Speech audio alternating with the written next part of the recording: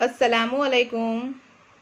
जनाब Babubhai सोपारीवाला girls primary school, कक्षा 6, विषय हिंदी, पाठ 6 सुबह, जो एक प्रसंग कथा है।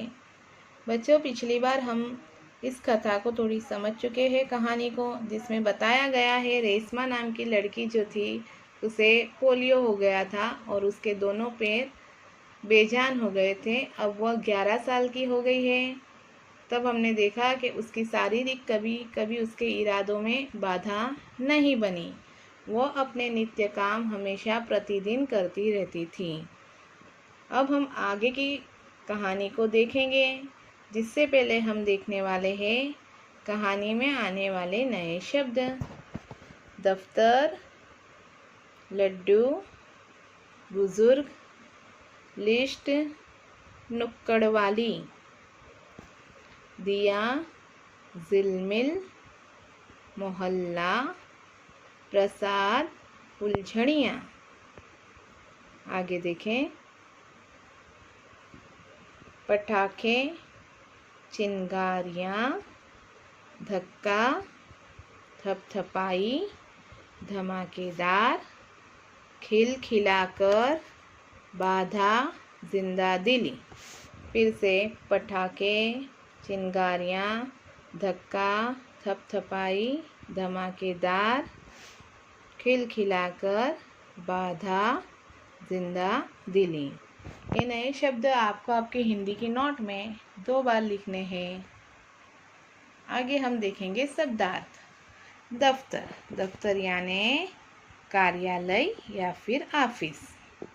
दफ्तर, कार्यालय, ऑफिस। बुजुर्ग, बड़े बूढ़े, बुजुर्ग मतलब बड़े बूढ़े। दृढ़ता मतलब मजबूती, दृढ़ता यानी मजबूती। नुक्कड़, नुक्कड़ यानी गली का छोर। दिया, दिया यानी दीपक। जगमगाना मतलब चमकना, जगमगाना, चमकना। आगे हम देखें। जगमगाना, चमकना। सत्य यानी असत्य या फिर झूठ। पराजित करना यानी हराना, पराजित करना, हराना। मगन, तल्लीन, मगन यानी तल्लीन। कमी, अभाव, कमी यानी अभाव। इरादा, इरादा यानी संकल्प। बाधा, बाधा मतलब रुकावट, बाधा यानी रुकावट। आगे देखें। जिंदा दिली मतलब खुश मिजाजी, जिंदा दिली, खुश मिजाजी। उठ जाना यानी लग जाना, उठ जाना मतलब लग जाना। आगे हम देखेंगे मुहावरे। काम नहीं करना मतलब बेकार हो जाना, काम नहीं करना, बेकार हो जाना। आगे देखें। जान आना, चेतना आना, जान आना यानी चेतना आना। आगे आँखों का तारा होना यानी बहुत प्यारा होना, आँखों का तारा होना, बहुत प्यारा होना। आवाज़ देना, बुलाना, आवाज़ देना, बुलाना। हाथ बटाना, काम में मदद करना। आगे देखें। क्या ज़मीन क्या आसमान, ज़मीन और आसमान समान होना। क्या ज़मीन और क्या आसमान, इसका मतलब ज़मीन और आसमान समान होना। मगन हो जाना, तल्लीन हो जाना। आवाज़ दब जाना, आवाज़ सुनाई न देना। पीठ थपथपाना यानी शाबाशी देना, पीठ थपथपाना मतलब शाबाशी देना। खिलखिलाकर हंसना यानी खुलकर हंसना, खिलखिलाकर हंसना, खुलकर हंसना। चलो बच्चों, अब हम देखेंगे आगे की कहानी। हम देख गए हैं कि माँ रसोई घर में सारे डिब्बे और बोतलें नीचे उतार कर रखती गई और रेशमा उसे साफ करके रखती गई। बराबर। अब हम आगे देखेंगे। पिताजी दफ्तर चले गए। माँ को लड्डू बनाने के लिए ज़रूरी सामान चाहिए था। हम देख गए दफ्तर यानी ऑफिस। अब पिताजी तो ऑफिस चले गए थे और माँ को लड्डू बनाने थे और ज़रूरी सामान लाना था। गोलू तो बहुत छोटा था। गोलू जो था वो रेशमा का छोटा भाई था और वह बहुत छोटा था। दादी जी और दादाजी बहुत बुजुर्ग थे।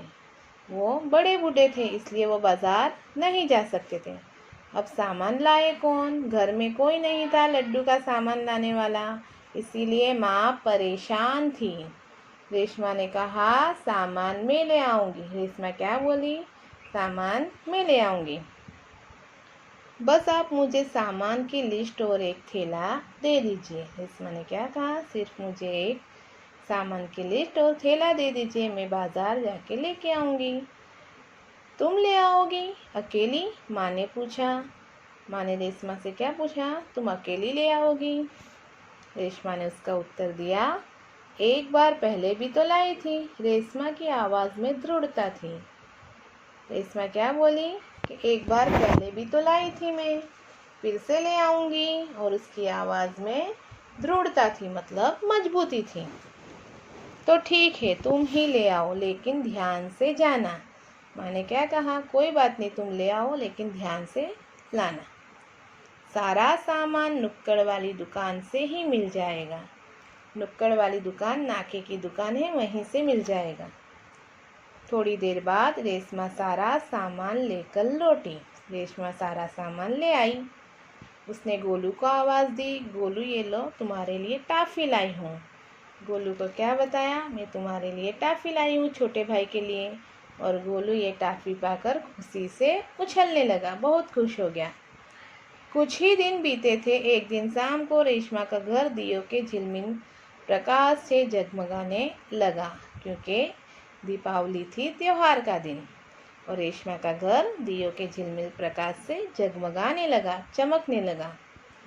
पूरा मोहल्ला जगमगा रहा था। पूरे मोहल्ले में रोशनी थी, जहाँ रोशनी ही रोशनी थी। क्या ज़मीन, क्या आसमान। ज़मीन और आसमान एक समान लग रहे थे। दादी जी ने बताया कि दीपावली अंधेरे पर उजाले की जीत का त्योहार है। दादी ने क्या बताया? दीपावली अंधेरे पर उजाले की जीत का त्योहार है। बुराई पर अच्छाई और सत्य असत्य पर सत्य की सदा जीत होती है। जीत किसकी होती है? बुराई के ऊपर अच्छाई की और असत्य पर सत्य की जीत होती है। आगे, इस दिन रावण को पराजित कर राम अयोध्या लौटे थे। दीपावली क्यों मनाई जाती है? क्योंकि इसी दिन रावण को पराजित कर राम जो थे वो अयोध्या लौटे थे। उसी खुशी में यह त्योहार मनाया जाता है। दादी ने बताया, उसे पूरी बात बताई कि दीपावली क्यों मनाया जाता है। रेशमा और गोलू बड़े ध्यान से दादी जी की बातें सुन रहे थे। कुछ देर बाद सब ने मिलकर पूजा की और प्रसाद खाया। रेशमा और गोलू थे, वो दादी जी की बात ध्यान से सुनी और उन्होंने फिर पूजा की और प्रसाद खाया। गोलू अपने दोस्तों के साथ पटाखे छुड़ाने में मग्न हो गया। गोलू अपने दोस्तों के साथ पटाखे छुड़ाने में तल्लीन हो गया। रेशमा अपने दादा दादी के साथ फुलझड़ियाँ जला रही थी। और इतने में रेशमा ने क्या देखा कि गोलू जिस पटाखे को बुझा हुआ समझकर छोड़ दिया था, उसमें चिंगारियाँ निकल रही है।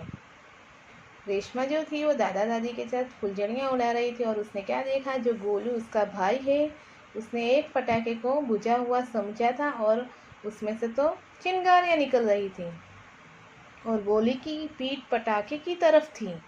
रेशमा चिल्लाई, गोलू गोलू बच्चों, तुम्हारे पीछे पटाखा है। क्योंकि उसने तो यूँ समझा था कि वो तो बुझा हुआ है, लेकिन उसकी पीठ उस तरफ थी। अगर पटाखा जल जाएगा तो गोलू को नुकसान हो जाएगा, इसीलिए रेशमा चिल्लाई। पटाखों के शोर में रेशमा की आवाज़ दब गई। पटाखों का शोर था, इसीलिए रेशमा की आवाज़ गोलू तक नहीं पहुंची।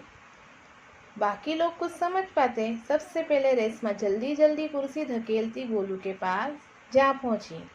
उसने अपनी कुर्सी को धकेला और गोलू के पास पहुंच गई और उसने गोलू को जोर से धक्का दिया और खुद आगे निकल गई। गोलू को उसने जोरदार धक्का दिया। अपनी कुर्सी के गति के कारण धड़ाम जोर का धमाका हुआ। उसने कुर्सी इतनी तेज धकेली कि उसकी कुर्सी इतनी जोर से गई कि धमाका हुआ। रेशमा की फुर्ती ने गोलू को जलने से बचा लिया। गोलू बच गया। गोलू को कुछ समझ न आया कि उसे धक्का किसने दिया और क्यों। उसे पता ही नहीं था, इसलिए उसे कुछ समझ में नहीं आया। धमाके की आवाज़ सुनकर माँ पिताजी भी बाहर दौड़े चले आए। देखो बच्चों, यहाँ पर हमें चित्र दिख रहा है जिसमें रेशमा गोलू को धक्का दे रही है और माँ और पिताजी भी बाहर आ गए। कुर्सी रेशमा के ऊपर थी और रेशमा नीचे। पिताजी ने कुर्सी सीधी की और रेशमा को उस पर बिठा दिया। माँ भयभीत थी, बोली, कहीं चोट तो नहीं लगी रेशू। रेशमा जो थी वो कुर्सी के नीचे थी और कुर्सी के ऊपर। पिताजी ने उसे उठाया और माँ ने पूछा, रेशमा कहीं चोट तो नहीं लगी। रेशमा ने अब उन्हें सारी बात बताई। सब ने रेशमा की पीठ थपथपाई, मतलब सब रेशमा से क्या हो गए, शाबाशी देने लगे। पीठ थपथपाई मतलब शाबाशी दी। गोलू रेशमा के पास आकर नाटकीय ढंग से बोला, मजाकी ढंग से, दीदी आज तो आपने मेरी जान बचा ली। आपका ये धमाकेदार धक्का मुझे हमेशा याद रहेगा। क्या कहा? दीदी आपने मेरी जान बचा ली और आपने जो धक्का मारा है धमाकेदार, वह मुझे हमेशा याद रहेगा। सभी लोग खिलखिलाकर हंस पड़े। गोलू की बात सुनकर सब हंसने लगे। अब यहाँ पर बताया है कि रेशमा की शारीरिक कमी, जो उसके पैर में पोलियो था, वो कमी उसके इरादों में कभी बाधा नहीं बनी। वह आज भी उतनी ही जिंदा दिली और परिश्रम से अपना जीवन जी रही है। उसकी हर सुबह नई सुबह होती है और वह हर सुबह अपने काम में नए इरादे से जुट जाते हैं। अब यहाँ पर हम देख गए कि उनके शारीरिक कमी जो रही थी, उसके मन पर उसका कोई असर नहीं हुआ। वह अपने काम स्वयं करती थी। वह अपने काम के लिए किसी पर निर्भर नहीं रहती। घर के कामों में भी वो पूरी लगन के माँ का हाथ बटाती है और अपनी पहिएदार कुर्सी पर बैठकर वो बाजार से सामान भी ले आती है। इसीलिए हम कह सकते हैं कि सचमुच रेशमा जो थी वो एक जिंदा दिल लड़की थी।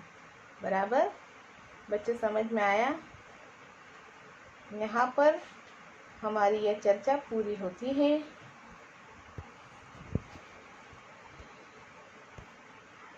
Thank you.